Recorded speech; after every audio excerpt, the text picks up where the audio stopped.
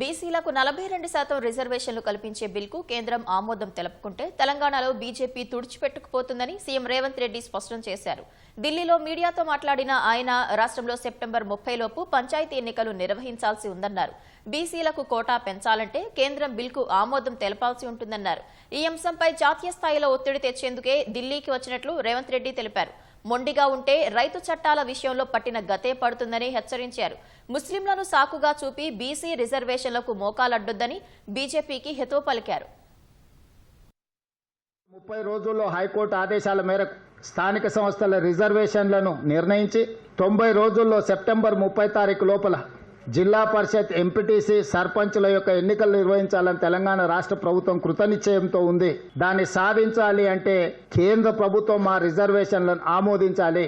కేంద్ర ప్రభుత్వం మీద ఒత్తిడి తేవాలి అంటే పార్లమెంట్ సమావేశాలు జరుగుతున్నాయి. కాబట్టి ప్రధాన ప్రతిపక్ష నాయకులను కలిసి వీలైతే ఇండియా కూటమికి సంబంధించిన ఇతర రాజకీయ పార్టీలను కూడా సమన్వయం చేసుకొని ఈ రిజర్వేషన్లను సాధించి బలహీన వర్గాలకు న్యాయం చేయాలని ఈ పర్యటన చేపట్టినాం.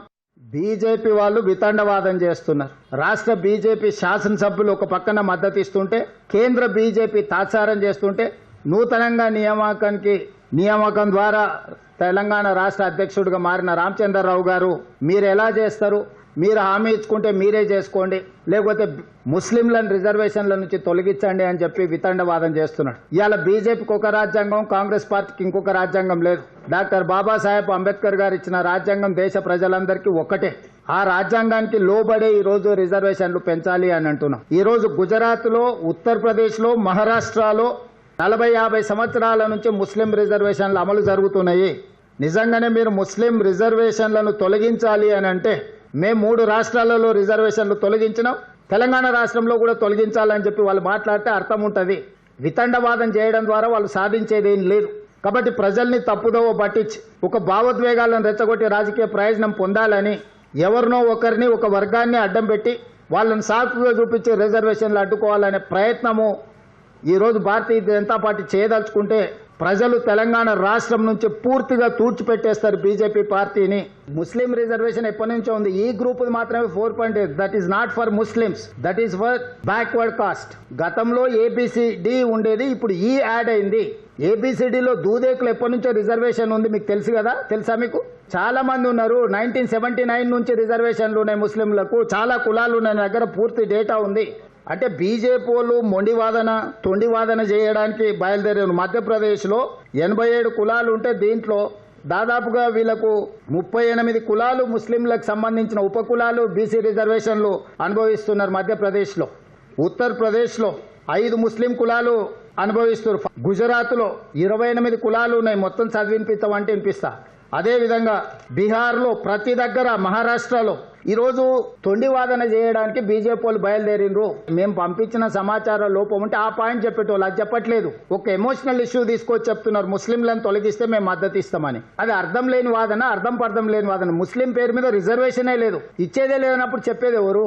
ముస్లింలకు రిజర్వేషనే ఇవ్వడం లేదు, వెనుకబాటుతనం ప్రాతిపదికన రిజర్వేషన్లు ఇస్తున్నాము. ఆ వెనుకబాటు ప్రాతిపదికన నువ్వు ఏ ప్రాక్టీస్ అయినా చేయొచ్చు. నువ్వు క్రిస్టియన్ ప్రాక్టీస్ చేస్తున్నావా, నువ్వు ముస్లిం ప్రాక్టీస్ చేస్తున్నావా, నువ్వు సిక్ చేస్తున్నావా, జైన్ చేస్తున్నావా, లేకపోతే బుద్ధిజం తీసుకున్నావా, లేకపోతే హిందూయిజంలో నువ్వు ఉన్నావా, it is nothing to do with our reservation. Reservation is based on the socio economic, education, employment, political and cost.